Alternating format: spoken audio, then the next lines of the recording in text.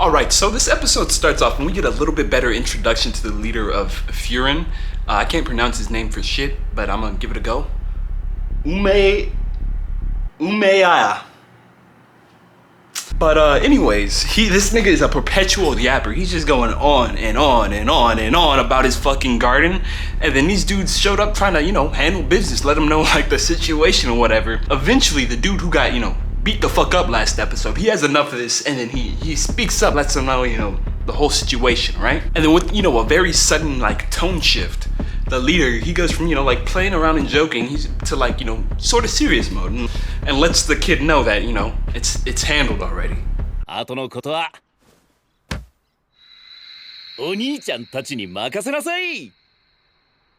And now that they're talking about the actual incident that happened last episode, Sakura lets him know, like, all the shit he's talking, all the shit he talked, actually. And, their leader is surprisingly supportive of that shit as well, because, he's realized that they got out of hand. But regardless, I think it's this guy's understanding. I'm avoiding saying his name because I cannot pronounce it, but it's their leader's understanding that makes, Sakura understand why everyone in Furin wants to follow this dude, right? But all of a sudden, Metal Bat Dude gets a call from one of his, homies, and he's on the phone like, just beat to that point to where he can't get words out, right? And it turns out it's Shishitorin who did the beating and got the retaliation. But they get this call, and with zero hesitation, the Furin boys are on the move. And I don't know what it is in media, or like whenever in certain scenes, whenever, something happens, and then the characters are just like on the move. I just fucking love that in media. I don't know why, but yeah, with that zero hesitation mindset in mind, Sakura sees the leader of the group, and he wants to call him out on some shit. But then Umeya, just checks him, puts him in his place with like his sheer aura. And it, like this is like one of the few times in the series it made Sakura just pipe the fuck down, out of intimidation. But the leader of Shishitorin is a little shit who I can't take serious. I mean, look at this dude.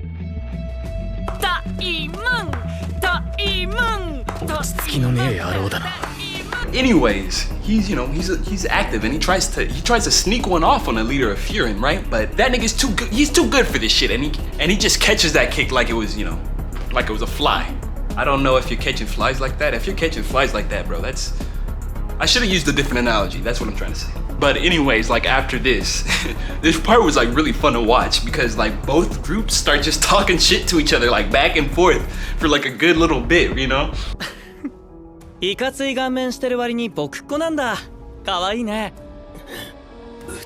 And to like prevent setting up an all-right brawl and sort of make this, incident more of a spectacle, they decide to set up a series of 1v1s with the group from the last episode plus their leaders. But anyways, these niggas call for a rain check because it's about to get dark out and whatnot. And so they decide to do this the following day, discussing what happened and whatnot. The group meets up back at the cafe, right? They're finished with their meal and about to leave and whatnot. The little nigga from earlier, he tells him, he gives him like a proper thank you, for like saving his ass and whatnot.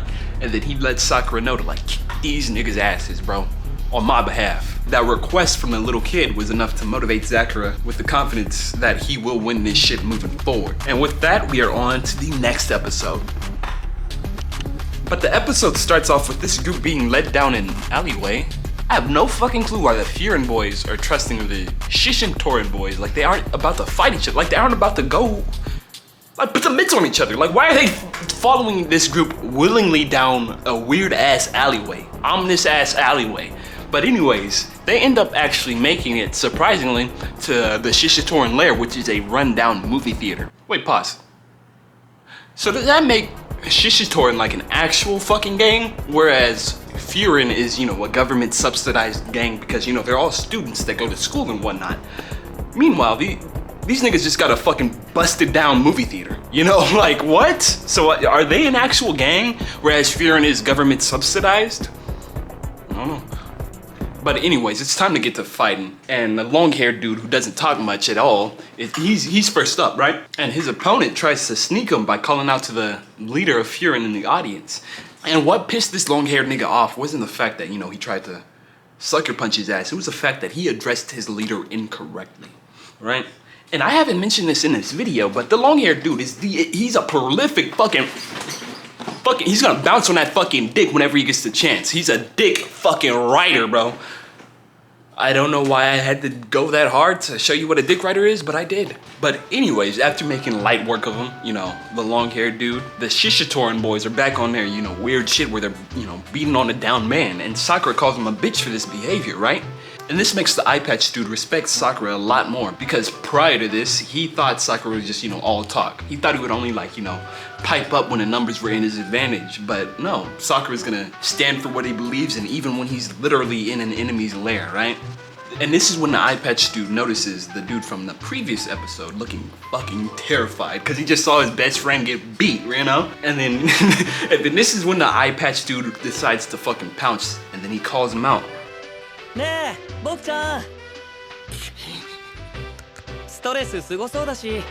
Alright, so they get right to it, man, and Jesus fucking Christ. The eye patch dude is just simply showing that he's the much better fighter compared to this, you know, his weak ass opponent, right? To the point where Sakura is like, bro, how can I learn from this dude, right? He's just showcasing his undeniable skill. And man, this continues for a fucking minute, up until the point where the second in command is like, bro, just fucking stop it. Just stop it. You're embarrassing us, bro. And this episode ends with the eye patch nigga just giving this dude the absolute mental beatdown without even really putting the hands on him, you know? And this episode starts off with the Shishitoran boys showing that their morale has been hit, you know, like considerably, you know? Both two of their dudes have just are laid out right now, like laid out currently. And now it's time for the metal bat nigga and his old homie Sako to start fighting, and they have some sort of unspoken beef. And bro, this fight right here is not like the others. They get right fucking to it, going blow for fucking blow. Like, Jesus, just look at this fucking like little kick this dude does.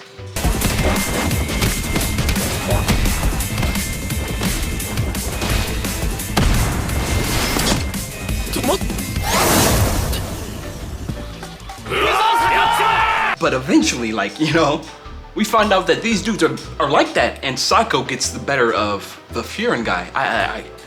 I don't know what it is, but my brain just won't let me remember his name. That's why I'm saying, like, Metal Bat Nigga. That's why I'm calling him Metal Bat Nigga, right?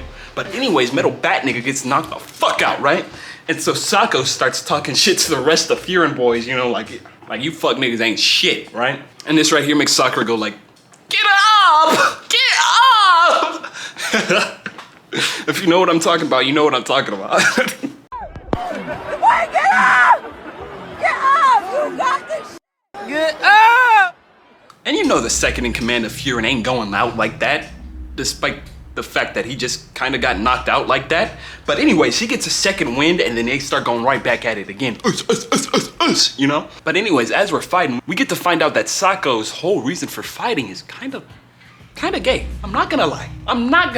The main thing behind his character and his motivation is the fact that he wanted to be by another dude's side. And you know, I get being fond of one of your friends and whatnot, but I'm just keeping it a buck. The level that Sako was doing it was borderline fucking gay. You know, if he said, bro, Metal Bad Dude, I want to suck your dick, I wouldn't be surprised. It would have made sense for the fucking plot with how hard this dude was just wanted to be by his side. And you know, like, no judging, but like, just be honest with yourself, bro.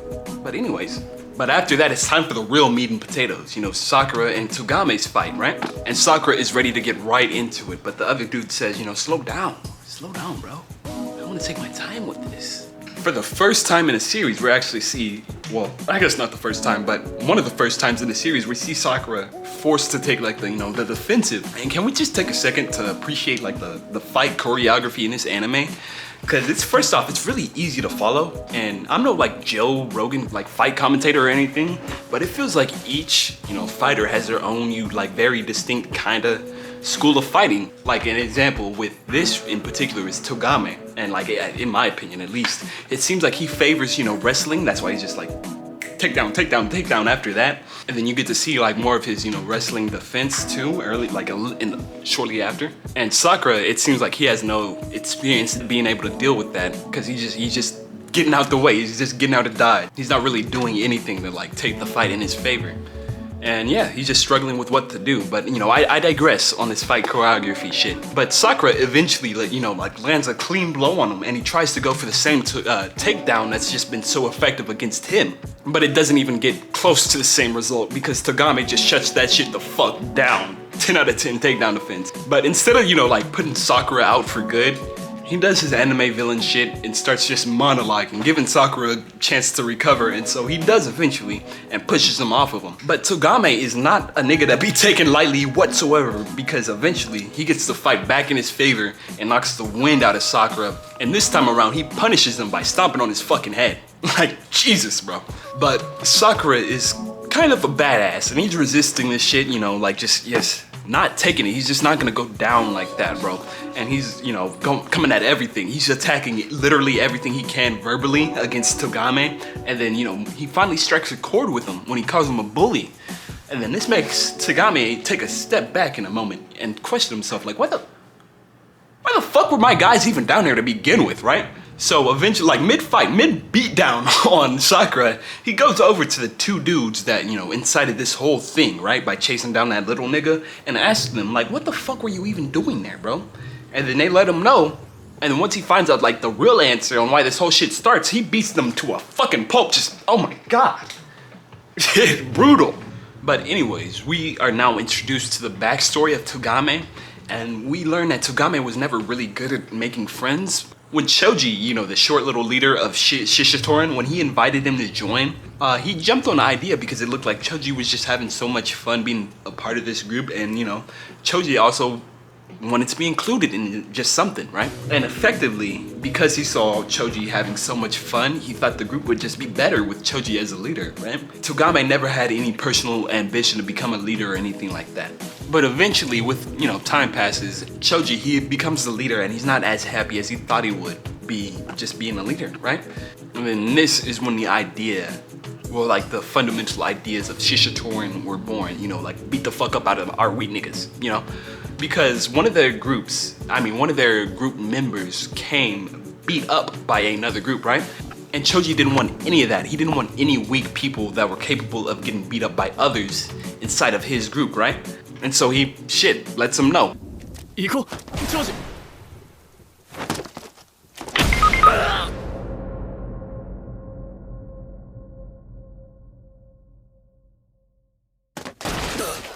And at first, Togame had an issue with this because it was bullying. It was just, picking. It was literally just picking on people weaker than you, right?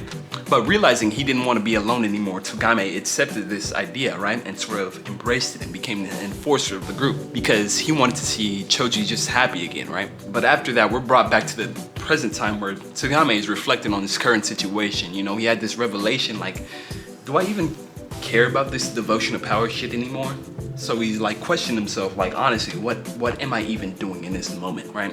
And that's where the episode ends, with Togame just reflecting on, his current state. All right, so this next episode starts off from the same point as the last one, except we're looking at it from Sakura's perspective, and he notices that Togame is not really, in this fight anymore, mentally at least. And after realizing that his own personal ideas, like Togame's own personal ideas, are starting to fade inside of Shishitoran, kind of just gives up on the fight, right? And then Sakura declares to him that I'm gonna kick some sense into your fucking ass, boy, and I'm gonna beat you until you're cool again.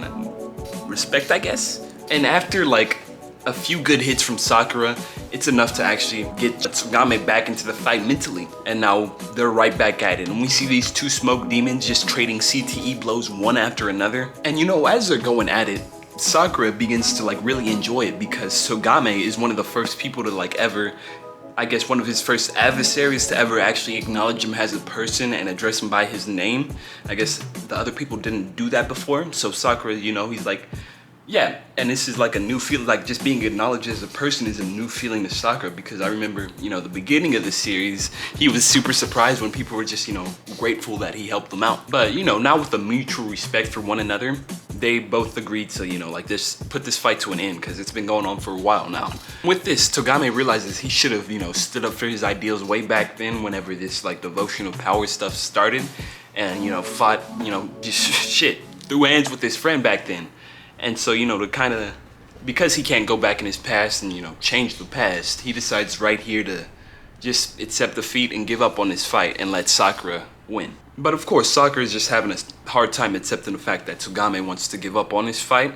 Togame tries to go over to Choji to reconcile on things and try to, work things out with the Shishitori stuff moving forward. But he's not having any of that shit, okay?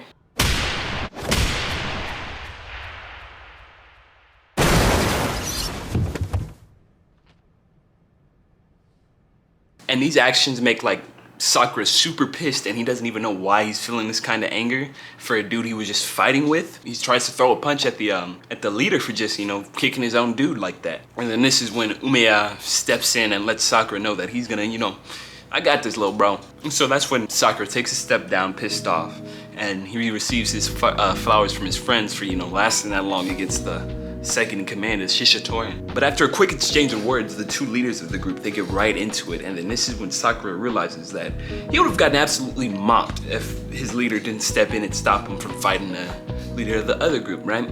And he also realizes he would have gotten mocked if things just continued normally against Togame, because yeah, he was getting cooked, I'm not gonna lie, bro. And he realizes that Togame just, let him have that win. So yeah, with that realization in Sakura, this hardens his resolve moving forward to, get stronger and actually become the strongest of Furin, so we can actually claim the top spot. But yes, this is the end of the video. I have caught up. There's no more episodes of Windbreaker that are out yet. I don't know if I'm gonna cover the one that comes out after this. I might, it's most likely. Yeah, it's most likely. So yeah, I appreciate you for hanging out to this point in the video, watching all the way to here. And if you haven't already, oh shit, I was so out of frame. If you haven't already, I would greatly appreciate it if you liked and subscribed. It would just help me out. I'm just trying to grow at this point. Then, yeah, I will catch you when I catch you.